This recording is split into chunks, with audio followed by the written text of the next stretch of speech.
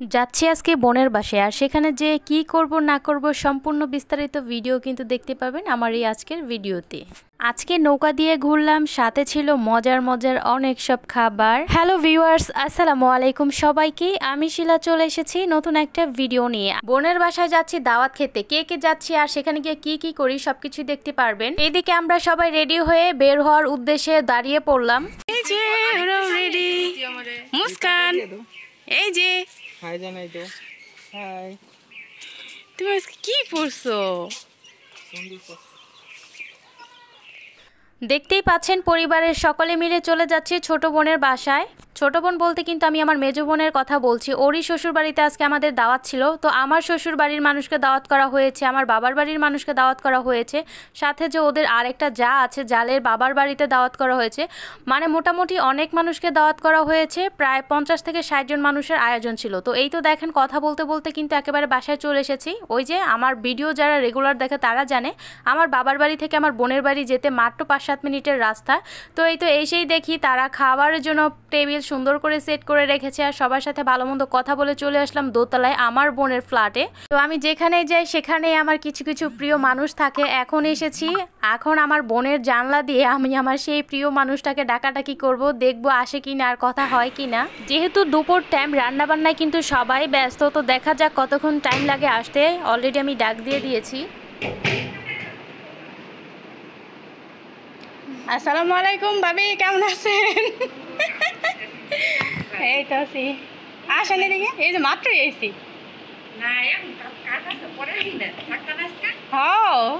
এক সপ্তাহ থাকবো। ওই বাড়িতে আসছে, বেড়াইতেছে আজকে, সবাই দাওয়াত খাওয়াইতেছে না।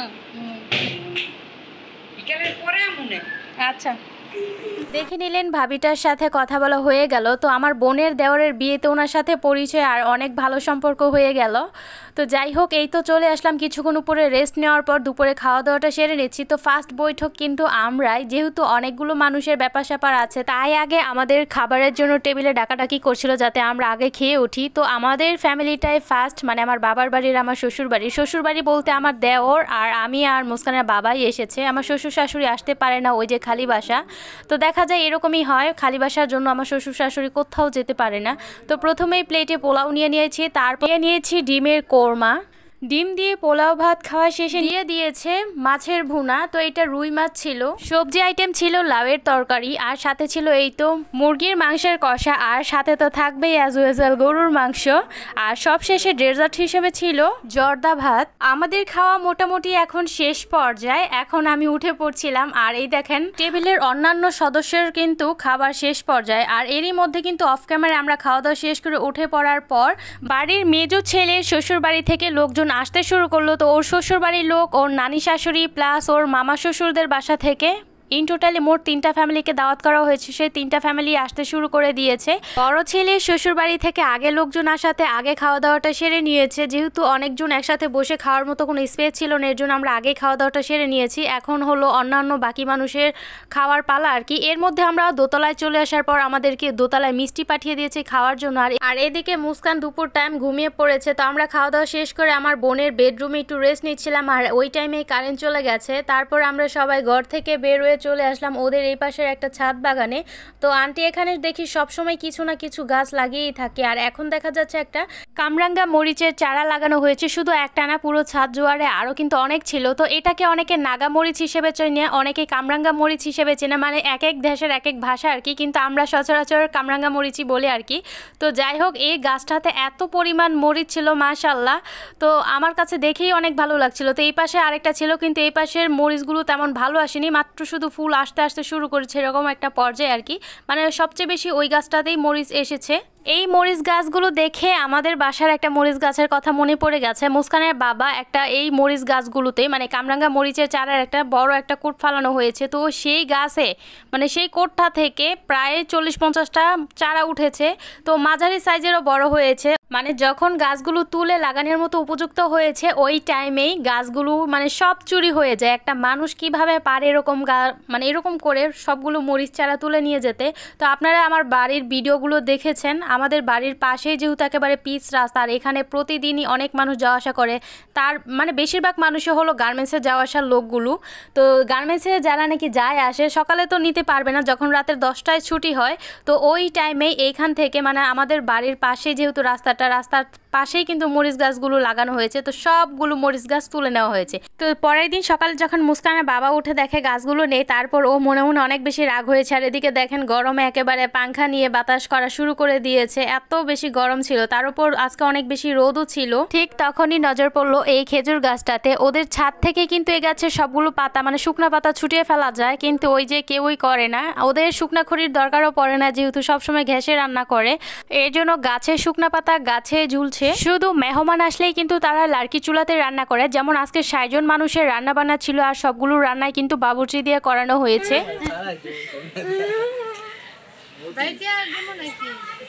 কি দেখতেছি আমরা? ওই যে কত বড় না,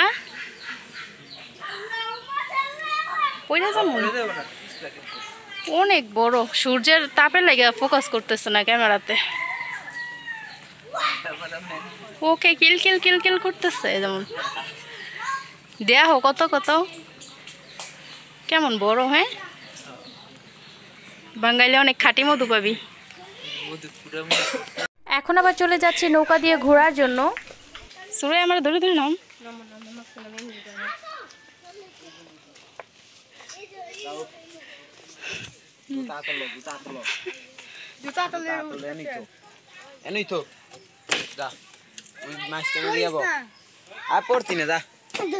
যাও যাও যাও, জুতা কি এনেই থাকবো, পড়ে যাই তো না, পড়ে যাবো গা।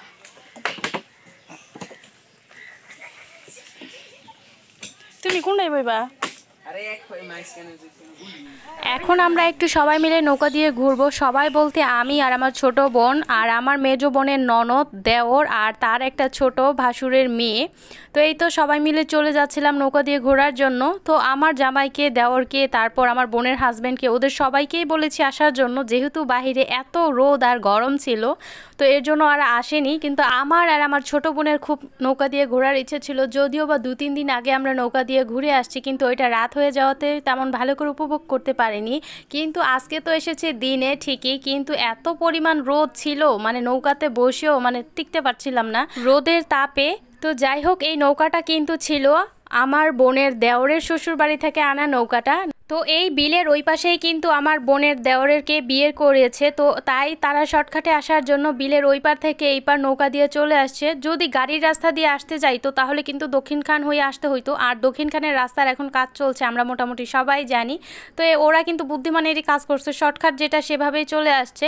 তো আমার বোনের জায়ের যে আসা লোক, তাদেরকেও বলছিলাম আসার জন্য, তো ওরা এই রোদের ভয়ে কেউ ঘর থেকে আসার সাহস করেনি। ওই যে আমাদের বেশি শখ আর আমরা এর জন্য আসছি। তো বাসায় যাওয়ার পর দেখবো ওরা সবাই হাসাহাসি করছে, কারণ আমরা একটা রোদে সিদ্ধ হয়ে কাক হয়ে যাব। তো যাই হোক, এই দেখেন আমরা এখন এক পাশ থেকে কিন্তু আরেক পাশে যাচ্ছি। আমরা এখন যাচ্ছি স্বদেশের ভিতর। বিলের মাঝ বরাবর আসার পরই আমার মনে হচ্ছে যে এখনই চলে যাই, কারণ এত বেশি রোদ ছিল, ভর দুপুরের রোদ, বুঝতেই পাচ্ছেন। যদি রোদ কমতে কমতে আবার আমরা যদি আসতে যাই তাহলে আবার দেখা যাবে সন্ধ্যা হয়ে যাবে, তার উপর আমাদের বাসায়ও যেতে হবে, অনেকটা ব্যাপার স্যাপার আছে, লেট হয়ে যাবে। এর জন্য মূলত এই রোদের মধ্যেই বের হয়েছি। অলরেডি কিন্তু আমরা হাফ বয়েল হয়ে গেছি, আর এখন এই রোদের মধ্যে আমি বয়েল থেকে এখন হয়ে যাব শুটকি, তাই নৌকার ওপর শুয়ে পড়লাম। তো দেখা যাক রোদে পুড়ে আর সিদ্ধ হয়ে কতটা শুটকি হয়ে বাসায় ফিরতে পারি। তো 2-4 সেকেন্ড শোয়ার পর মনে হচ্ছে যে আমি জ্বলে পুড়ে ছাই হয়ে যাচ্ছি। তো দেখতেই পাচ্ছেন আমি কিন্তু রোদের জন্য তাকাতেও পারছিলাম না, মানে ক্যামেরা অন করে শুধু শুয়ে পড়ছিলাম। তো কি ভিডিও হচ্ছে না হচ্ছে পরে আর দেখতে পাইনি, বাসায় যেয়ে আর কি দেখতে পেরেছি। রোদের এতই তাপ ছিল। আর এটা কিন্তু বিল, এখানে কিন্তু শুষ্ক মৌসুমে ফসল করা হয়, ধান করা হয়, তারপর টমেটো করা হয়, অনেক রকম সবজি চাষ করা হয়। তো এই তো দেখেন আমরা একেবারে বিলের মাঝামাঝি আছি। ওই যে দূরে একটা বিল্ডিং দেখতে পেরেছেন, আমরা সেখানেই যাব। তো এই তো অফ ক্যামেরায় তারপর আমরা সেখানে চলে আসি। তো ওই দেখেন হাত দিয়ে যে দেখালাম, ওই পাশ থেকে আমরা এই পাশে চলে এসেছি, আর এখন আমরা আছি স্বদেশের ভিতরে। ভেবেছি এখানে আসার পর কিছুক্ষণ ঘুরতে পারবো, দেখতে পারবো, কিন্তু ওই যে বসার মতো কোনো জায়গাও ছিল না, আমার বড় কোনো গাছও ছিল না যে গাছের নিচে একটু গিয়ে দাঁড়াবো আর একটু ঠান্ডা হব। তো আমি একেবারে সিদ্ধ হয়ে গেছিলাম, তার উপর ছিল বোরকা পরানো। বাই দ্য ওয়ে, আমি কিন্তু আমার এই বোরকাটা নতুন কিনেছি আর আজকেই ফার্স্ট পরেছি, যদিও বা বোরকার এক্স্যাক্টলি কালারটা আসছিল না, আসলে ভিডিওতে বোরকার কালারটা লেমন লেমন টাইপ আসতেছিল। আর বোরকাটার মধ্যে অরেঞ্জের একটা পাইপেন ছিল, মানে অরেঞ্জ আর লেমনের কম্বিনেশন ছিল, যদিও বা কালারটা লেমন ছিল না, বোরকাটার মেন কালার ছিল পেস্টাল কালারের মধ্যে। তো যাই হোক, এখন এই তো এখানে দাঁড়িয়ে এই বিল্ডিংগুলো দেখছি। এখানে কিন্তু প্লট আকারে করা আছে, এখানে প্রতিটা প্লটে এরকম বড় বড় উঁচু উঁচু বিল্ডিং হবে। আর আমার বোনদেরও কিন্তু এখানে একটা প্লট আছে, তো এখানে যাওয়ার জন্য মূলত আসা, কিন্তু ওই যে রোদের জন্য আর আমরা আগাইনি, এখনই এখান থেকে চলে যাব। আর একটু সামনেই ছিল আমার বোনদের প্লটটা, 5 কাঠার একটা প্লট ছিল, যদিও বা বাউন্ডারি করা। তো এত রোদের মধ্যে তাই আর যাইনি, আজকে চলে যাচ্ছিলাম, কারণ আমার ধারা সম্ভব হচ্ছে না, মানে যত তাড়াতাড়ি সম্ভব এখান থেকে চলে যেতে হবে আর কি। এখন প্রায় 3:30 বাজে, তার মানে বুঝতেই পাচ্ছেন একেবারে ভর দুপুর, আশেপাশে কোনো মানুষও দেখা যাচ্ছে না। আর বাসায় কারেন্ট না থাকার কারণেই কিন্তু বাসা থেকে বের হয়েছি, তারপর অফ ক্যামেরায় বাসায় চলে যাই। বাসায় যাওয়ার পর সেখানে কিছুক্ষণ রেস্ট নেওয়ার পর এখন আবার আমি আমাদের বাড়ির উদ্দেশ্যে রওনা হচ্ছি। কিছুটা পথ এগিয়ে দেওয়ার জন্য আমার বোনের হাজব্যান্ড আসছিল, তারপর এই তো এখানে রিক্সায় উঠলাম। এই প্রায় 5 থেকে 7 মিনিট সময় লাগবে বাসায় চলে যেতে। জানি না এমনিতে আমাদের বাড়িতে এদিক সাইডটাতে কখনো কারেন্ট যায় না, আজকে তো কারেন্ট গেছে তো গেছে, আসার কোনো নামগন্ধও নেই। আর আমি বোরকা পরে খুবই ক্লান্ত লাগছিল, মাও বোরকা পরা ছিল, তাই আর ওইখানে যে বেশিক্ষণ দেরি করিনি, ফ্রিজের কিছু পানি খাওয়ার পর তাড়াতাড়ি চলে আসছি। এদিকে আমার মেয়েও কান্নাকাটি করছে, ও এক বাসা থেকে আরেক বাসায় গেলে এমনিতেই কান্নাকাটি শুরু করে দেয়। তো এই তো বাড়ির পাশে চলে এসেছি, মা রিক্সা ভাড়া দিয়ে দিল। মুস্কানের বাবা আবার চলে যাবে ওর কাকা আসাতে, সাথে ওর নাকি কলেজে যেতে হবে। ও কিন্তু এইবার কিন্তু ফার্স্ট কলেজে ভর্তি হয়েছে, ইন্টার ফার্স্ট ইয়ারে পড়ে। তো যাই হোক, এই দেখেন মুস্কানের বাবাও রেস্ট নেওয়ার পর এখন চলে যাচ্ছে। জায়গা বাবা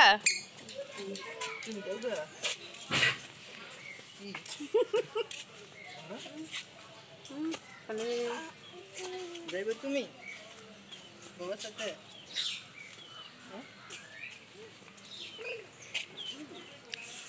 বাবা গেল টাটা, এই যে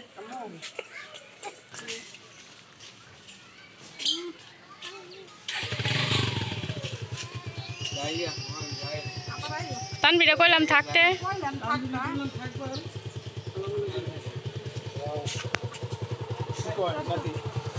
আসসালামু আলাইকুম, ভালো আছেন? এই তো আছি আলহামদুলিল্লাহ।